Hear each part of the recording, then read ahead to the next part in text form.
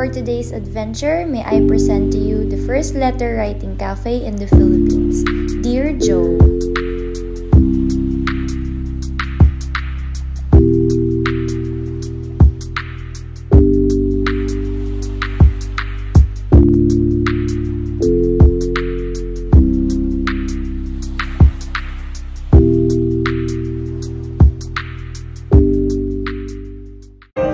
Welcome back to another vlog. For today's video, nandito kami sa Dear Joe. So, ito yung bagong coffee shop na located din sa Crosswinds. Nasa baba niya yung Napa Coffee Project, Ruin Project. Tapos, kapag diniretso nyo yung loob ng Crosswinds, papasok kayo dun sa may unang guardhouse and then ituturo nila sa inyo kung paano makakapasok dito sa Dear Joe. Diretso lang kayo and umakyat kayo dun sa upper part ng Crosswinds and then you will reach this destination. Dito sa part ng Dear Joe, merong 3 or 4 na coffee shop. Si Dear Joe and then nasa taas niya si Joe's Tavern, which is yung parang level up lang na version yung Dear Joe. Kasi si Joe's Tavern, serve sila ng mga beer and other liquor.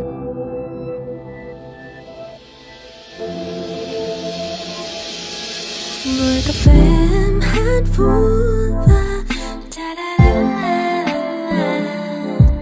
ngồi cà phê em cứ ngân nga ngồi cà phê em nhớ thương ai ngày lại trôi em với em thôi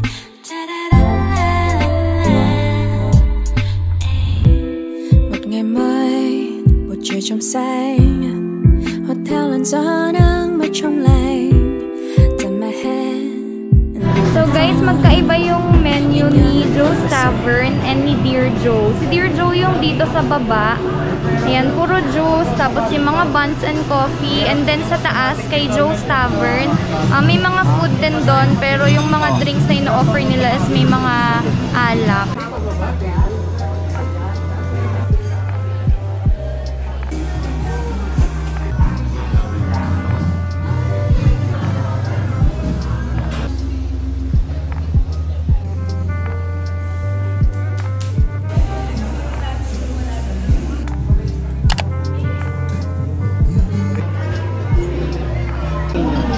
Sweet, may follow up mo.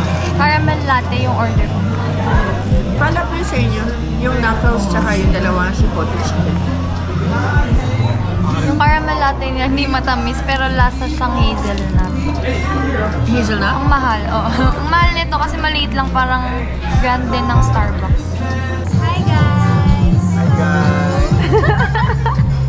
Dito kami. Hello! Dear Joe!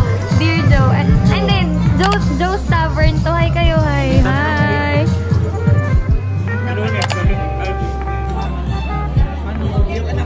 Sobrang laki ng service, guys. Sobrang dami, kaya kahit isa na lang orderin nyo. Order na lang kayo ng rice. Okay, tumabig kayo din sa customer na ayaw ng rice. Kaya nga, mangingi na lang kayo ng rice. Mas masarap dito compared sa Napa. Mas maraming selection ng food, tapos hindi crowded. Medyo mahirap nga lang puntahan. Sabi ko sa iyo, English.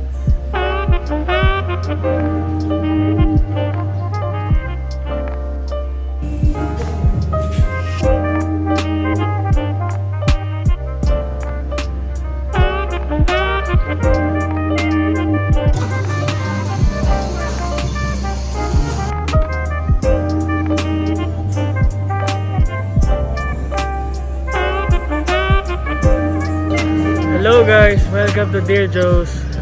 Nagpunta na kami dito before. Doon kami kumain sa Joe's Tavern. But right now, gusto namin i-try yung mga pastries ni Dear Joe. In-order ko tong mango cheese tart. Mango tart lang pala. Bigas.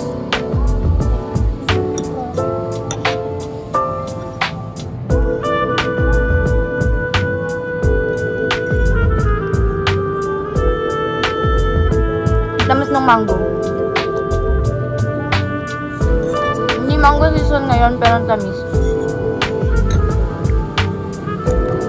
opening hours nitong lugar na to is 9 AM.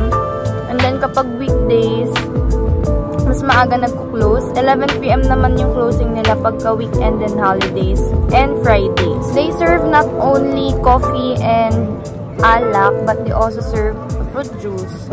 Itong in-order ni JC is green apple with orange. Tapos in-order ko naman yung mint mocha frap.